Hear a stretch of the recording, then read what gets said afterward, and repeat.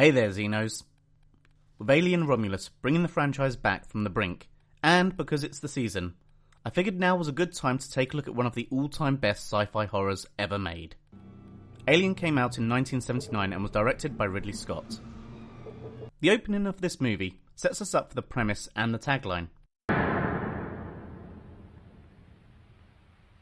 The slow pan over a planet in the cold emptiness of space, the score feeling more like a cold blowing wind. The slow creep of the title card building tension before we get to Nostromo, a commercial towing vehicle. The text explaining the cargo and the destination is somewhat integral to the story. We know the crew number and why it's so small. This isn't a military outfit or some kind of space exploration, it's towing cargo. And, like all good sci-fi, the Nostromo is a character in this tale. There are shots of long corridors filled with pipes and vents on the outer parts of the ship, but white clinical spaces where the crew would usually be.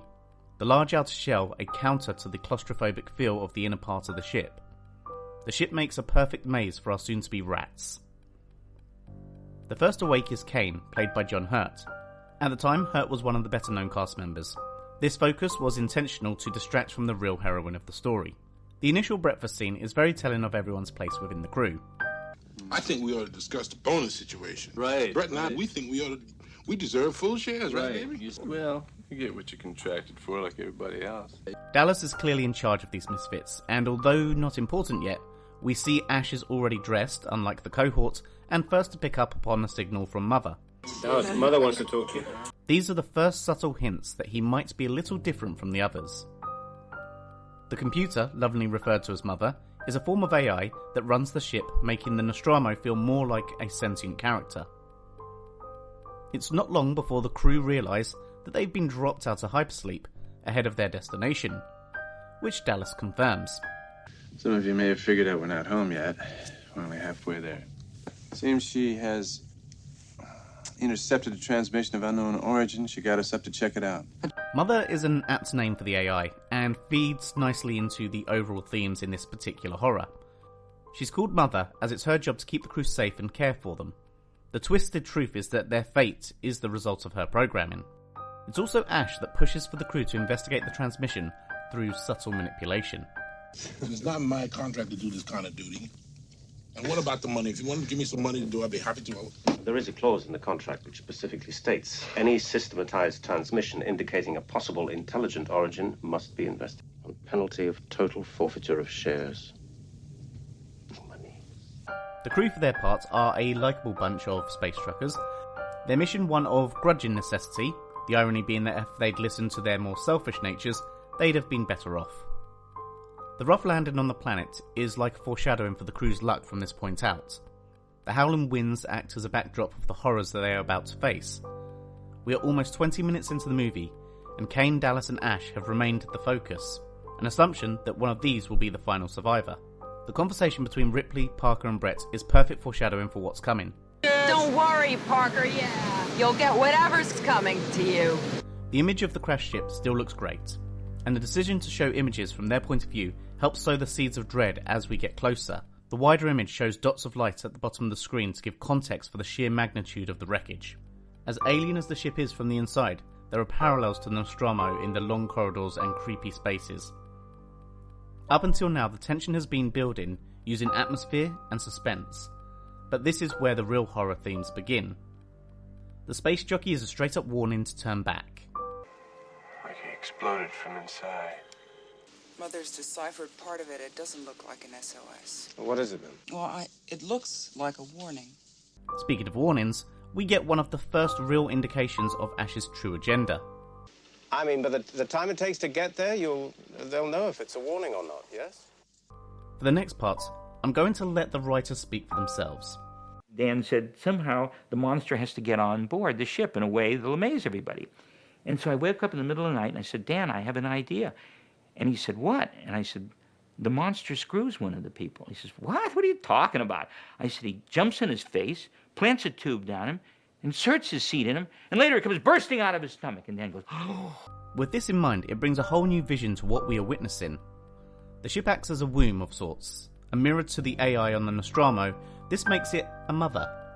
And inside the womb are eggs. The concept that the facehugger is by design an allegory, and I only use this term to escape the YouTube algorithm, a struggle cuddle, adds a layer of unease to the situation. Also, side note, Kane's an idiot. There's a meme that has done the rounds on the internet. It's true, all with the exception of Ash, who seems to us that he fits the description, but really more is going on. Now we've broken the seal, everything about the imagery in this movie is linked back to sex and its consequences. The alien life cycle is a distortion of the natural through the removal of will. The scene in the medical room exemplifies this by the way the facehugger clings to Kane while impregnating him against his will. The rest of the crew can only look on as voyeurs. Knowing what the writers envisioned for this, it also makes sense for it to be a male victim, turning the gender norms on its head, as they later do with Ripley being the hero.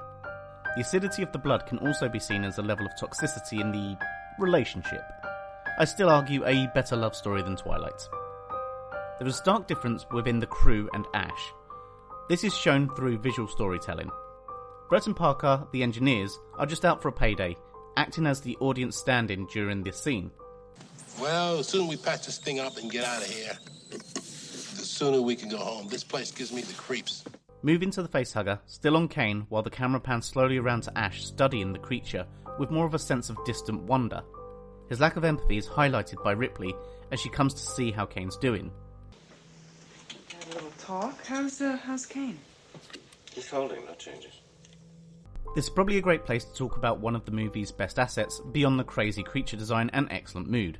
Scene by scene, we've been establishing Ripley as more than just a crew member, and unknown to the audience in 1979, we are about to see the emergence of one of the great movie heroines ever put on film. She's able to talk Ash into a corner by exploiting his clear passion for examining the creature, and confronts him on his clear disregard for protocol and exposes us to how she was in charge while Dallas and Kane were away, and let's face it, is in charge now. Well, it's an interesting combination of elements, making him a tough little son of a bitch. And you let him in. Disobeying a direct order, remember? Ash, when Dallas and Kane are off the ship, I'm senior officer. This exchange also proves that she's no dullard. Jeopardized the rest of us, but it was a risk I was willing to take.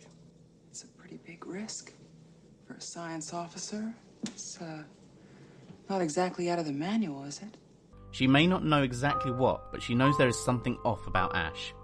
A good horror knows how to apply tension and when to let up.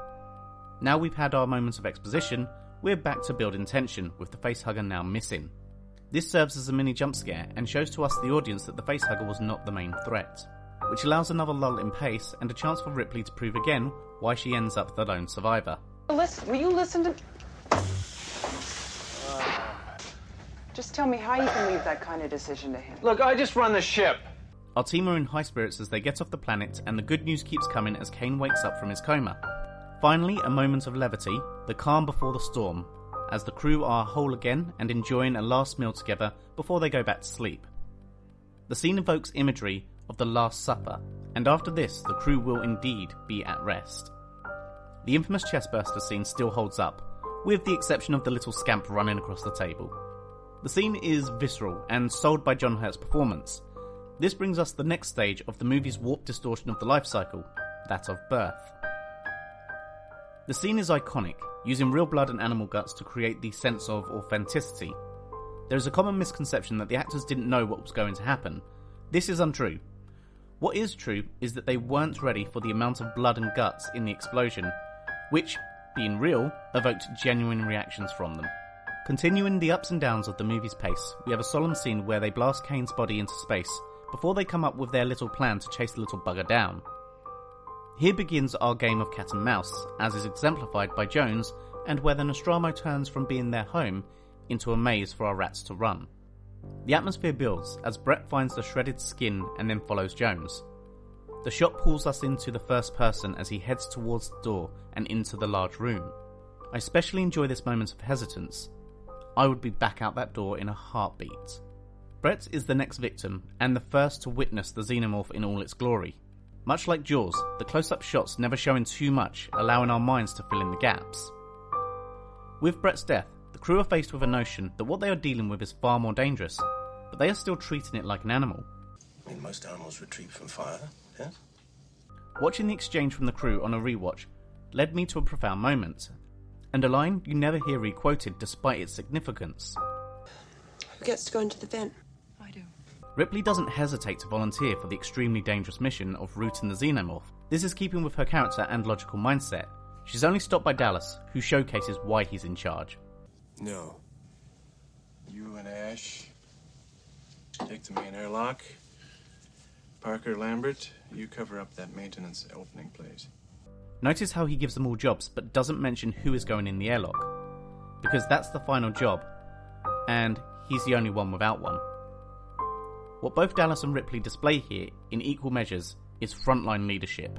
Dallas communicating their plan to Mother is the first glimpse of something more going on. Mother not giving advice on their plan, or giving an alternative plan to deal with the alien, is a hint to an agenda. What we are seeing here is the corruption of motherhood in the eyes of the child, in this case Dallas. But perhaps this is because she's fostering another child. As Dallas crawls into the air duct, we get a wonderful image of him from his torchlight, being the only source of illumination. The small image of the cramped space is at the centre of the camera, with nothing but darkness surrounding it, the torch being his entire world. Dallas's encounter with the alien is all build up. Sure that it's not there. I mean, it's got to be around there somewhere. Am I Claire Lambert? I want to get the hell out of here. Him sitting in the confined space and us watching two dots get closer together, until... With only 4 left, Ripley wants to continue trying Dallas's plan. Lambert acts as the counterweight to Ripley, being the more stereotypically emotional person in the group. This also helps to show something that I believe we're beginning to lose a little sight of in modern times, that demographics are not monoliths. Throughout, Ash remained quiet and calm. Any suggestions from you or Mother? No, we're still collating. Finally able to access Mother, Ripley gets to ask the right questions, and finds out the true nature of Mother and Ash's agenda. I love how she leans back to find Ash there. There is an explanation for this, you know. Ripley beginning to break down is excellent. She is proven to be smart and capable, but this adds a layer of vulnerability that would be completely relatable and rounds out her character as a believable and likeable heroine. It's the showing of emotion here that helps us root for her, contrasted by Ash's lack of. Be you a fan of the robots and artificial intelligence within the Alien franchise or not, or feelings on later portrayals, this twist is what helps elevate the movie's plot from a regular monster movie to something deeper. So Ridley Scott goes on to analyse what it means to be human and the creation of life in more detail with his next outing, Blade Runner, but the gem of that idea is all right here. Ash's turn proves that the moment Mother received the transmission, their lives were forfeit. You still don't understand what you're dealing with, do you? Perfect organism. What comes into question is despite Ash being a robot and following directives as dictated, he still shows feeling and emotion. I can't lie to you about your chances, but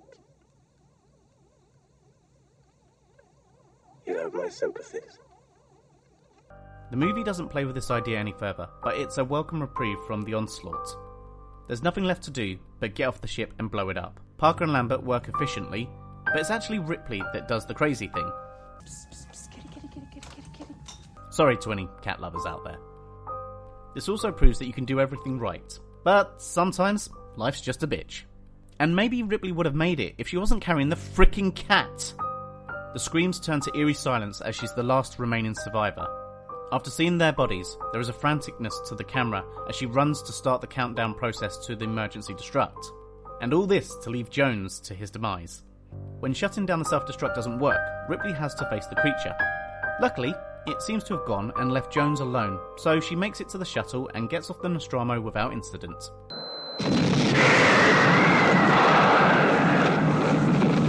A little disappointing.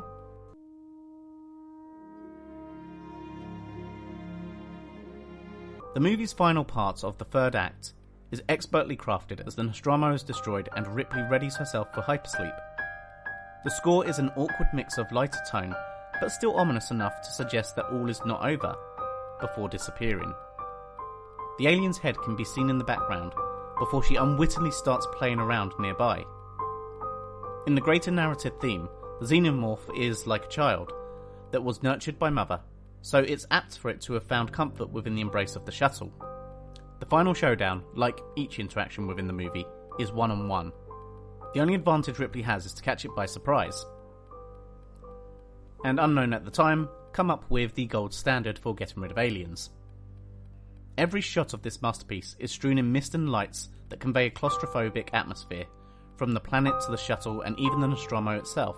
All is in service to creating a boiling pot of paranoia and dread interwoven with the deeper themes of assault and body autonomy, in a situation where everything was rigged against them. The perverted themes of SA and subversion of motherhood lay at the core of this movie, which is part of what makes it so spine-tingling, and this subversion of trope that makes it important that Ripley be the one to survive.